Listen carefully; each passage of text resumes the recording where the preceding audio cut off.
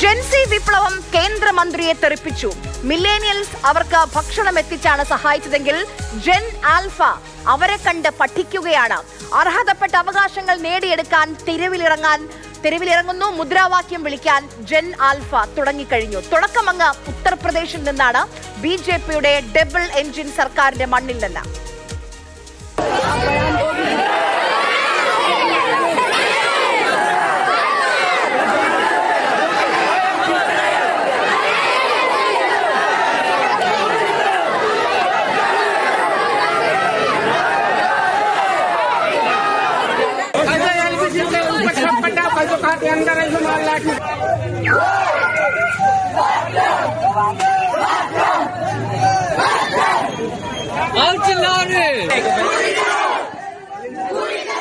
भाई साहब यहाँ हम लोग पानी शुद्ध पानी नहीं है, पंखे से किरण आ रहा है, बच्चों को किरण मार रहा है और शौचालय कोई साफ सफाई नहीं, जर्जर आ रहा है स्कूल, बच्चों को खाना में सही ढंग का मिलता नहीं। और हम लोग सब लोग मिलकर धरना दिए तो शिक्षकों को कोई सर आगे नहीं आने दे रहा, उनको रोक रहा। देखो हम सब एक और हम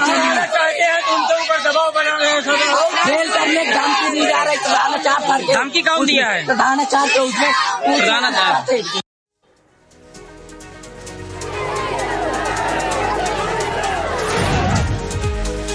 ഉത്തർപ്രദേശിലെ ഫത്തേപൂരിലാണ് ഈ സംഭവം നടക്കുന്നത്. കിഷൻപൂർ രാജകീയ ഇന്റർ കോളേജിൽ. എന്തിനാണ് ഈ സ്കൂൾ കുട്ടികൾ പ്രതിഷേധിക്കുന്നത്? പഠിക്കുന്ന ക്ലാസ് മുറികളിൽ അടിസ്ഥാന സൗകര്യം വേണം. എന്താണ് ഈ അടിസ്ഥാന സൗകര്യങ്ങൾ? ഒന്ന്, വൃത്തിയുള്ള ശുചിമുറികൾ തന്നെ ഇല്ല. കുടിക്കാൻ വെള്ളം വേണം.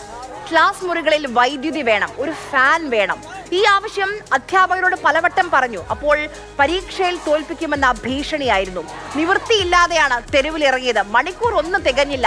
എല്ലാ ആവശ്യവും പരിഗണിക്കാമെന്ന് സ്കൂൾ മാനേജ്മെന്റ്. जो लिखित मांगे की गई जिसमें से बिजली, पंखा, पानी और डीएम संबंधी विशेष समस्याएं उल्लेखित की है। लिखित उनको बता दिया गया है कि प्रत्येक कमरे में हम 4 पंखे लगवाने जा रहे हैं और आज रात से लेकर कल तक लग जाएंगे। പ്രിൻസിപ്പൽ സംസാരിക്കുന്ന സമയത്തും പുറത്ത് വിദ്യാർത്ഥികൾ പ്രതിഷേധിക്കുന്നുണ്ട്. അതുകൊണ്ടാണ് നമുക്ക് ക്ലിയർ ആയി കേൾക്കാൻ കഴിയാത്തത് അദ്ദേഹത്തിന്റെ വാക്കുകൾ.